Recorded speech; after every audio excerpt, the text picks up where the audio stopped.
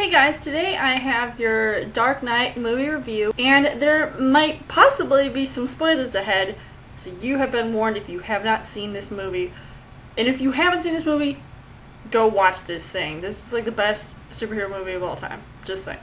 At the end of Batman Begins, it was hinted that the Joker would be the villain in the next movie, so I was super pumped to see what was next from Christopher Nolan. This movie first shows these guys in clown masks, and they are all trying to rob a bank. Every time you see the masked guys, they keep getting killed by their own people. Then, when there are only a couple left, one of them talks, and a bus comes out of nowhere, just crashing right through the building, so I thought that was pretty cool. And the guy was revealed to be the Joker, who was played by Heath Ledger. And let me tell you, when I first heard him speak, I just couldn't believe how different his voice sounded compared to like how he normally is in his other like movies. And he's normally like this really nice guy, and now in this movie he's just so creepy and scary, and it was just a really big change. So I thought like that's definitely a plus, because like no one can pull off that stuff like him. Nonetheless, it was amazing, and I couldn't believe how crazy he looked with all this makeup on, and he just looked scary as hell. And ever since I saw this movie, I've been obsessed with the Joker. I mean, let me tell you, I got the shirt, so you know how it is. So Batman is trying to take some of the mob bosses out, but he gets injured in the process, and then he goes and meets up with Gordon, and they decide to not go after the Joker, but instead they want to go for the mob instead. And he's still very mysterious, and at this point you don't really know why he does the things that he does. I mean, it's the Joker. It's crazy. But then a district attorney comes in and tries to steal the spotlight, and Harvey Dent is played by Aaron Eckhart, and he to me has got the nice chiseled features. I mean, he makes him look, it almost makes him look sort of like an all-American hero. He's just got that face. He's got one of those faces. So he looked pretty convincing to me as Harvey Dent. So he goes and teams up with Batman and Gordon, and they try to take down the mob together. And he kind of has this relationship with Rachel Dawes, who in this movie is portrayed by Maggie Gyllenhaal instead of Katie Holmes, who was previously her in Batman Begins. And I felt like Maggie Gyllenhaal portrayed a more stronger version of the character, and I really liked that aspect of it. Just her just being more like, her voice was more like out there, and she just liked having her opinion on things. So I really liked Maggie better, in my opinion.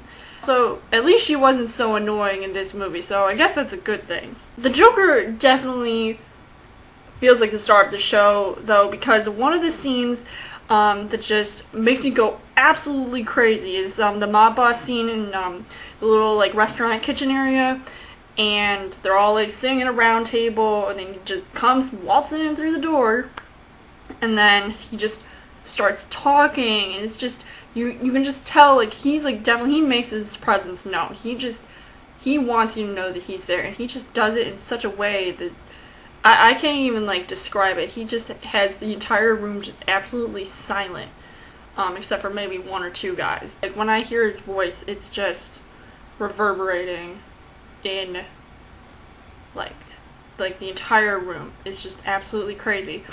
Like as he starts talking, he definitely means business when it comes to what he plans to do. So then when he does the unthinkable, it is the pencil trick, and I think that is one of the coolest things that he's ever done in the movie. Oh my god. Just takes out the guy and BAM! Right on the table. Oh. One of the interesting things that I liked about the character is that he talks about how he got his scars, and he tells all these different stories. He actually says a couple of them, and after one of the things that he says is, "Why so serious?" Sorry, I couldn't do a better impression of him. I think I'll just leave it to him. But either way, he just says it so loud. He's like, "Why so serious?" Once again, being mysterious and a compulsive liar in the process. I think Heath created like the greatest portrayal ever for the genre that Chris Nolan has been trying to achieve with these Batman movies, and I just think, like, he's, like, probably one of the greatest villains of all time in movie history. I can't seem to get over how awesome he was, and even though just, like, seeing all those, like, set photos and videos and just, it didn't even look like Heath Ledger at all. I just look at him and I'm just like, I can't even believe this is the same guy. He came off as just this evil character, and it definitely showed, and I know, like, I'm not the first person to say that, so I still can't believe it. And even, like, when I saw this movie in the movie theater and I first heard him speak and just, like, him acting as the Joker, and everybody was just, the whole room was just completely silent. I can't even describe, like, just the sheer awesomeness. And even, like, one of the scenes that I remember was when he and Batman are talking, and he's, like, interrogating him, and then Joker references Jerry Maguire, like, you complete me, and Batman is, like, telling him, like, that he has one rule, and the Joker wants him to break that one rule, so, but he definitely takes a punch like a champ, because when Batman tries to take him out, boom, he gets it square in the face. And he's still laughing. It's like, it's just the craziest, wildest thing. He's laughing the whole time and acting like a complete psycho, like it didn't even hurt him. Like, seriously? Still, he likes to be deceitful.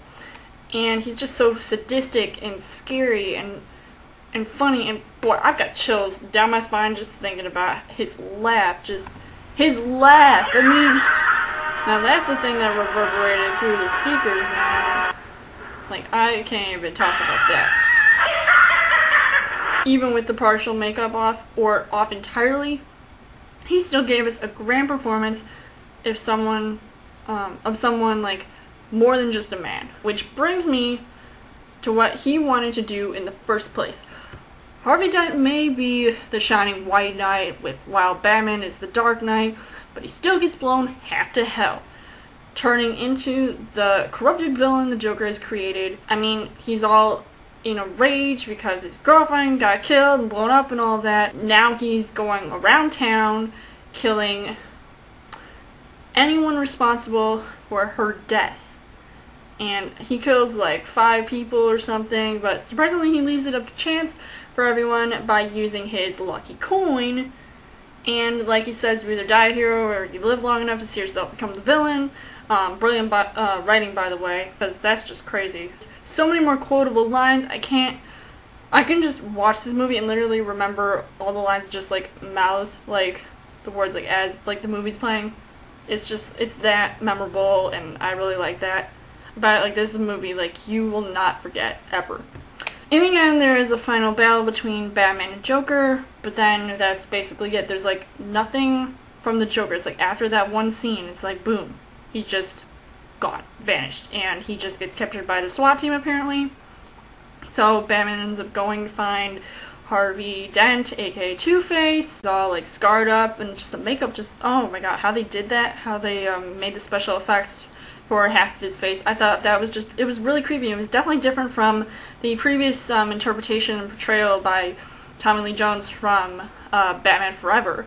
So I really liked going from the campiness to the more realistic, but really, like, it seemed more like terrifying. Like, he looked like a skull almost. Like, you can just see like bits and like, just like, I don't know, it's just like pieces of skin coming off of him. It was just really gross, but of course it was all done in CGI, but he still looked creepy. When Batman meets Two-Face and they start to tackle each other as Batman's trying to save Gordon and his family, Two-Face gets taken down by Batman, and then Batman has to go on the run from the police, who have to apparently hunt him down while he is taking the blame for the murders that Harvey Dent had caused. And basically, like, the ending just, it was absolutely perfect, and it kind of leaves you hanging because originally I think they didn't even intend on making a third one.